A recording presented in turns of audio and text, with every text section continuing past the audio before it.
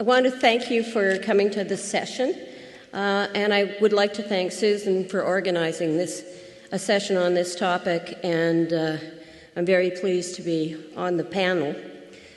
The perspective I've taken on this is probably a little different than most people would at the conference, and that's because my doctorate is in philosophy, so I've done a kind of conceptual unpacking of all of the things that one should think about when you're trying to grasp all of the issues related to predatory publishing.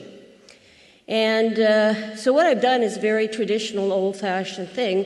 In fact, this is actually an Aristotelian framework for trying to understand a phenomena.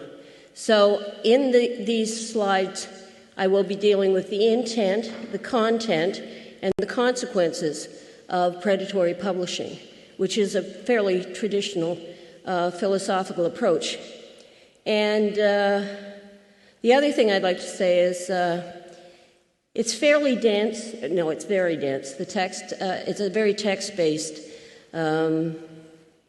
presentation, but what I was hoping is if I did it half well in terms of looking at all of the intent, content, and consequence, this would be a valuable sort of quick tool you could use to look at these things and look at them more carefully. I assume if I hit enter, it's going to work. Right? Well, we'll find out. Yes, good. So I have a presentation outline. Excuse me. So I'm going to look at a working definition of predatory publishing, which is a vexatious undertaking. Many people have tried and failed, so I may too. I'd like to then look at the characteristics of predatory publication processes, resemblance and intentional obfuscation that goes on in predatory publishing, what's in a name. There's a lot of discussion about what this phenomena should be called. Stakeholder analysis of who and what is harmed by predatory publishing. And I guess I'm influenced too by the fact that one of my areas of research and editing is business ethics. For many years I edited the Journal of Business Ethics, and I've taught that course for many years. And so the lens I bring to this is a stakeholder lens, which is quite common to business ethics, and hopefully will be helpful in looking at all the categories of stakeholders and what happens to them in this whole thing called predatory publishing. Who publishes in predatory journals and why, and business ethics, as I told you, would influence this. So business ethics leads to thinking about addressing the issues in terms of strategies and solutions, and with that I will end. So, vexatious undertaking. If you go back to those of you who took Introduction to Critical Thinking, you will remember that when you're doing a definition from a philosophical perspective, you try to come up with the necessary and sufficient conditions that define this particular thing. And that turns out to be fairly problematic for a lot of people with respect to predatory publishing. They don't have a problem with the necessary conditions. One key element in predatory publishing is that it's fraudulent. It's fraudulent. It's a business that's based on fraud. But when you look at the sufficient conditions, people come up with different elements, and partly the problem of what they want to include overlaps with other, for example, the open access publishing that's legitimate and the open access publishing that's predatory. People have a hard time distinguishing, so they finally give up and say, you know, we can't do anything with this because we can't define it. And I think that's a false conclusion because, and you're not just stuck if you can't come up with a definition, because guess what? It really looks like a duck. You know, if it walks like a duck and talks like a duck, this is a recognizable duck. So I think that even with an imperfect working definition, we can still do a lot with it. So I'm going to deal with the characteristics. Now, did I jump ahead? That's the only thing I don't know. I may have jumped ahead. How do you go backwards? That way. No, it's okay. So here are some of the characteristics of predatory publishing processes. Cheating and deception. Predatory publishers cheat and deceive some authors because some are innocently involved in submitting manuscripts.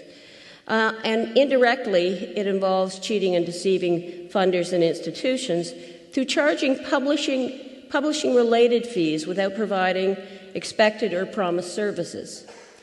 It deceives academics into serving on editorial boards when there's no legitimate role in oversight. It appoints editorial board members without their knowledge or permission. And in general, there is no use of peer review of any sort.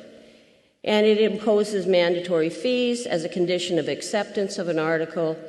And there's a refusal to retract or withdraw when an author requests this, having subsequently discovered that they were published in a predatory press. And frequently, the request is just ignored. So there's classic features and characteristics. So here goes. This is a work in progress, and here's my first shot at a working definition. It is the systematic for-profit promise and or publication of a supposed academic product which presents itself as scholarly, legitimate, meritorious content, including in journals, monographs, books, or conference proceedings, in a deceptive or fraudulent way without any regard to quality assurance. Other characteristics of predatory publishing: it has misleading reporting or a lack of reporting on such things as the numbers of manuscripts accepted, rejected, withdrawn, generally speaking, because 100% of those who submit are accepted. It doesn't have a list of peer reviewers. There are language issues, which include poor grammar and low production quality. There's a lack of ethical oversight, such as declarations to do with ethics, particularly for animal and human studies. There's no informed consent for human participant research. There are a lack of declarations of conflict of interest, generally no information on study funding and copyright and user license. There's a lack of corrections or retractions, and there's a lack of a qualified editor-in-chief, if any indeed exists. There are fictitious rejection rates, false impact factors, false claims of being indexed in legitimate indexes, false claims of membership in publication ethics organizations, including forgery and falsification of the logos of such organizations. And I want to say that many of those points, when COPE does a discussion paper, which is what we're doing, and this is extracted from that publication paper, which is about to be launched on our website very shortly, we don't generally do it as a solo exercise. We do this with colleagues who contribute a great deal to the production of the knowledge that we use. And I want to thank Dr. Trevor Lane for giving me significant input and helpful comments. And so the quality of the presentation would be far less if he hadn't done that. And I also would like to thank Matt, my colleague on this panel, who also provided some feedback and comments for this presentation. Resemblance and obfuscation. Predatory publishing clearly tries to hide the true nature of their journals by mimicry of legitimate publishers. And they do so by stealing the title of a known, credible journal or creating a similar title to a known, credible journal, stealing the name of a print-only journal, copying the name, website, and fee structure of a journal with a slightly different URL, which is also called journal hijacking.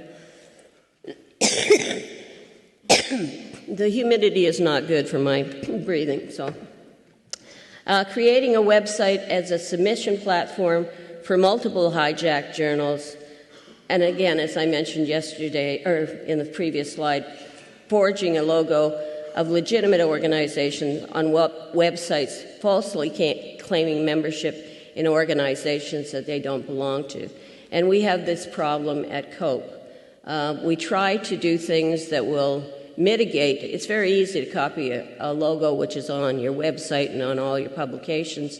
When we accept a member, we actually date in the logo the date that the member was accepted into COPE's membership, but most people don't know that, and so if they see a generic logo that looks just like COPE's, they don't notice that it's missing that date. So this is a bit of a challenge, and we try to, when it comes to our attention, we certainly write cease and desist letters. Many of them are, of course, ignored. Sometimes it worries people, so they actually do something about it, but not that often. So the obfuscation part of this, it's quite obvious. The purpose of the features of resemblance is to create a sham. It's intended to confuse, to confound, to dissemble. These are the purveyors of fake journals, and they're flim-flam men. They are confidence scam people, and they confuse and their purpose is to confuse the innocent.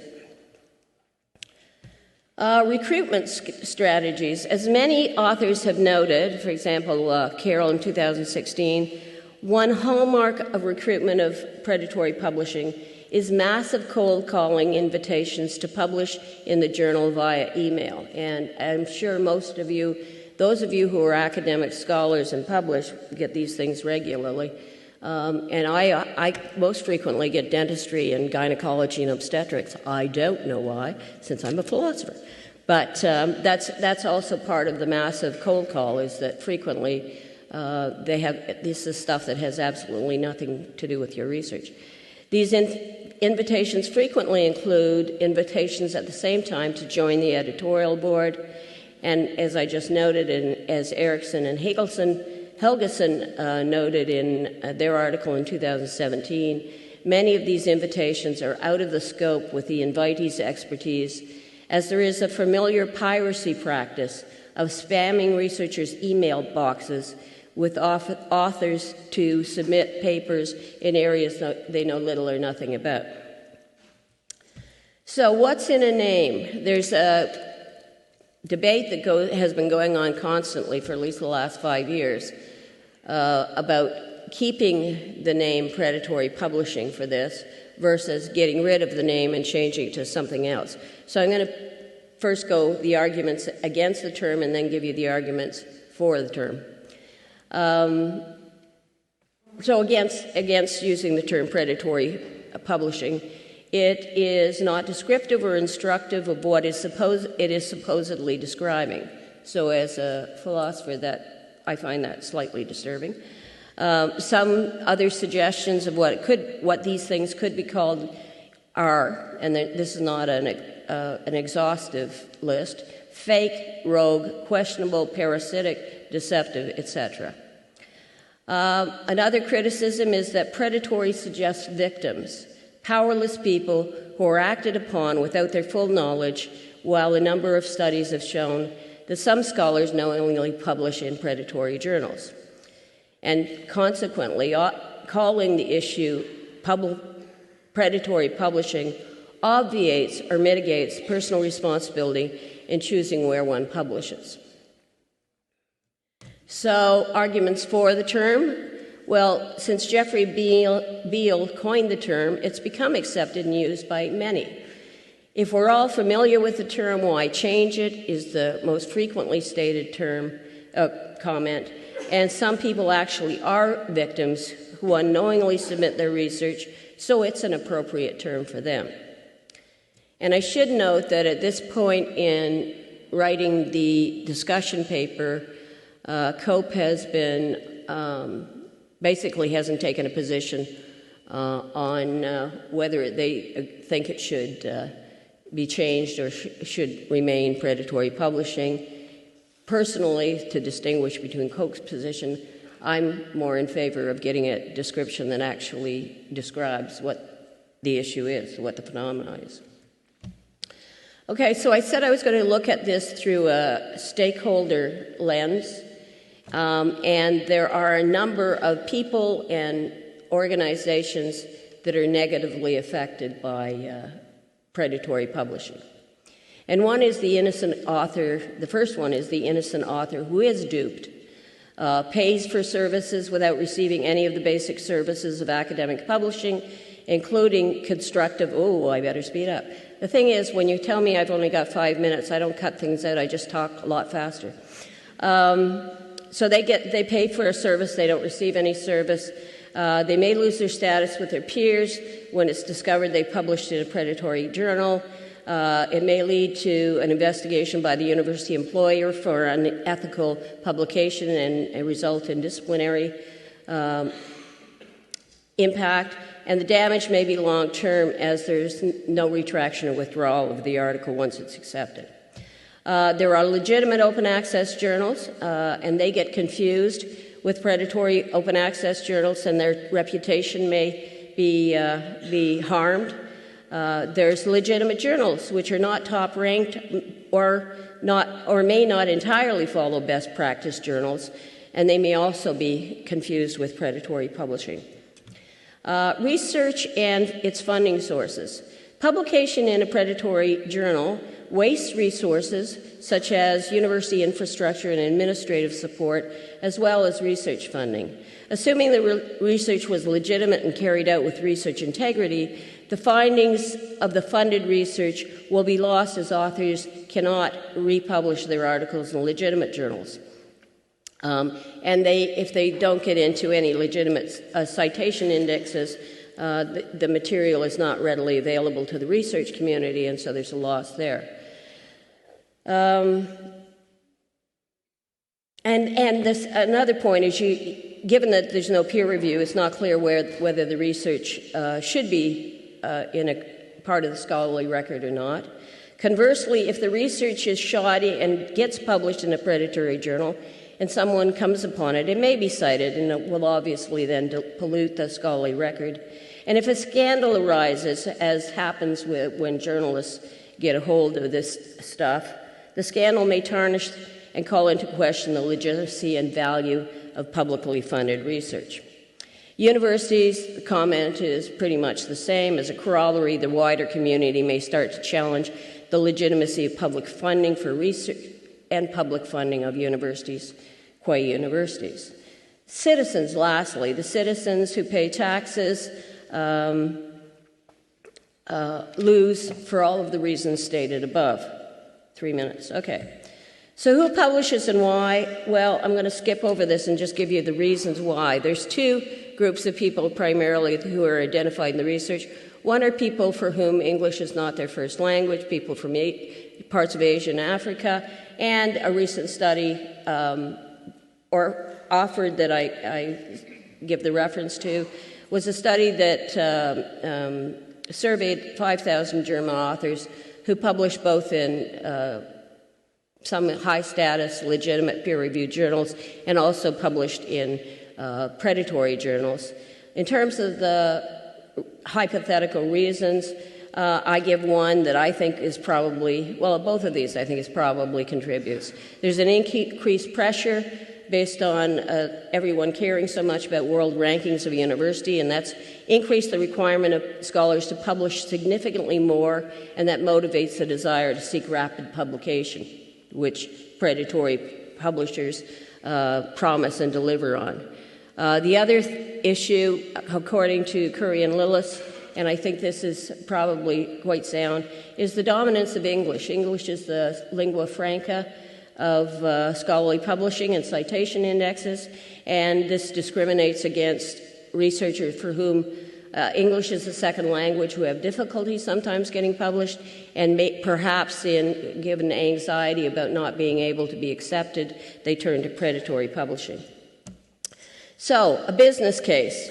And I think that predatory publishing looks like most violations of business ethics.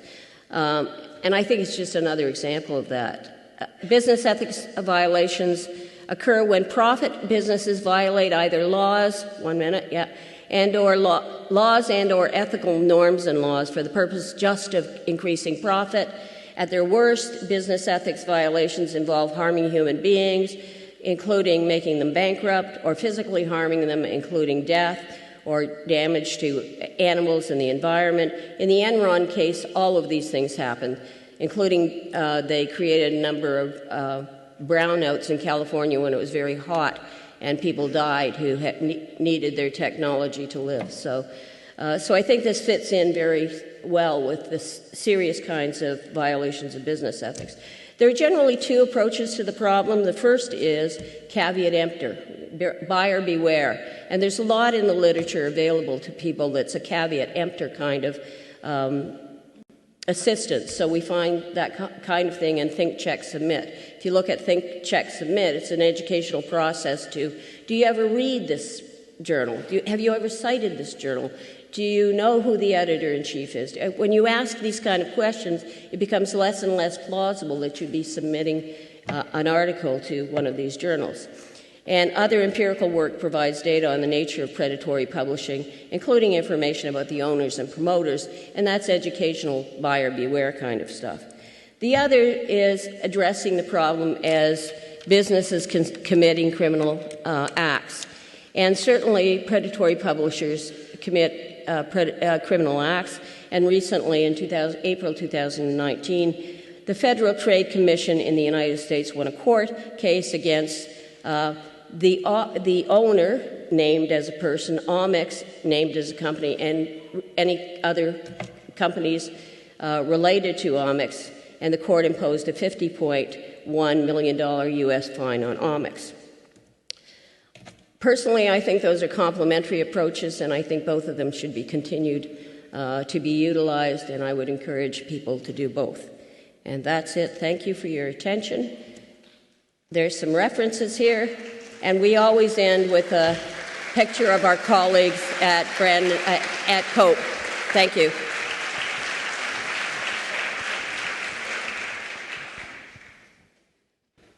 Well, thank you very much. And now is the time for some questions.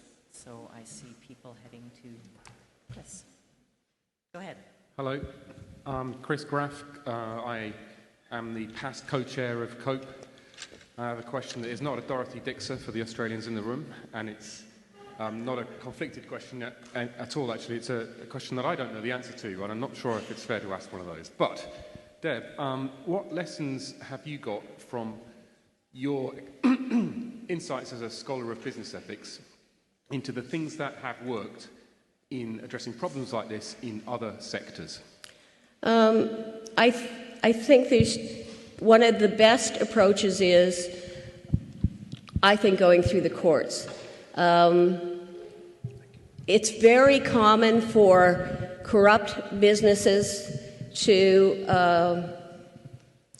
start their businesses officially in a nation where it makes it very difficult for those countries that are most vigilant in tracking down and punitively dealing with people.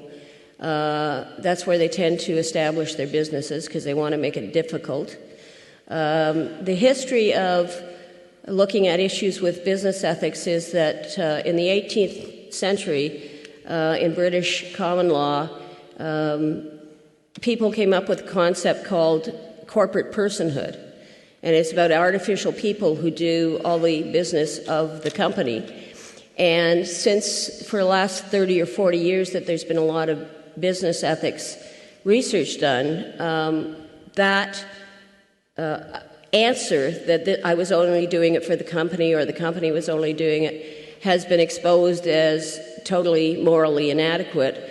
So going after the people legally who are actually doing this, the personal people, the people who make the decisions, not the corporate entity, seems to be the most successful way to do it. Laissez-faire, really laissez-faire capitalists tend to say something like, well, the problem with this is it wouldn't exist if there wasn't a market for it, so we should just let the market determine what's going on. But we don't do that. I mean, there's a lot of things that there's a market for that we find absolutely abhorrent, like child pornography. Certainly there's an audience for child pornography, certainly there's a market, but we find it so abhorrent, most of us, that that's not good enough. And so if we find anyone who's doing that as a business, we take them through the courts and we punish them. So I think that's the best strategy. The other strategy is always education. I think it's the two strategies that are being pursued right now one by the American courts and the other through a whole bunch of scholars exposing the nature of predatory publishing. And I think both are very valuable. But I think not to go after people when they're doing criminal behavior for the sole purpose of making money is not good enough. Let's move on to this question. Thank you. I am Michelle Duc from Paris, from the Ethics Committee of CNRS, and I have two related questions. The first one is the definition of predatory review precise enough so that we can have a reliable list of predatory reviews? And the second question is, how would you qualify all the reviews which are now appearing, I don't know how many per day, which are something in between really predatory and very good journals, so that they have, they send papers to peer review, but poor peer review. They have an editorial board, but with people of no reputation. So they are something in between, and it's become very, very complicated for the committees who have to assign, researchers from their publication. Thank if you. they don't have a list of reviews on which they can rely on. Okay. So the first part of that question is also a source of a fairly heated debate, whether you should keep, and I think the terminology is highly problematic, so I'll call it good and bad. So good lists and bad lists. And certainly COPE has taken the position they don't want to be the source of keeping those lists for a whole bunch of reasons. People are misidentified sometimes on both lists. It's complex to... Sometimes a journal that might be on a bad list is actually just a young junior journal that's learning to be a proper, legitimate journal and gets better and might shift to be to go on the good one. It's just very challenging to keep on top of that and do it effectively and make sure that you're right about it. In terms of peer review, that's a whole other area that's extremely complex. Those of us, I've edited 4 journals in my career, and some people in this room have worked on trying to accredit the standards of peer reviewers, trying to train them. It's pretty hard to do that given they do this as service and get very little recognition from their institutions. And the variability that I've experienced in all my years of editing, from just people that I'll never use again, some of whom say, this is a marvelous paper, accept it, thank you, or this is a terrible paper, reject it, and that's it. So they don't give you any substance. Well, those people I never use, whether it's negative or... So it's challenged, the variability of the quality. Some people do absolutely amazing jobs that are so constructive and helpful for a scholar, which is what it's supposed to be about. It's supposed to be constructive criticism that helps you improve. But the variability is significant, and the solutions are a whole other discussion. And I think I'm going to allow one last brief question on that microphone. You said up to now you didn't label which one is PP journal, but they are just like ghost in the ghost, except in the published area. So I really hope in the future or from now, you should cope. Maybe you can list someone. It's really like PP journal on your website. It's open. That's maybe we can control the PP market in the future. I believe the question of listing has been actually addressed. I think Dr. Poff just addressed the list. Thank you. So thank you very much for something that's obviously stimulated a lot of thought.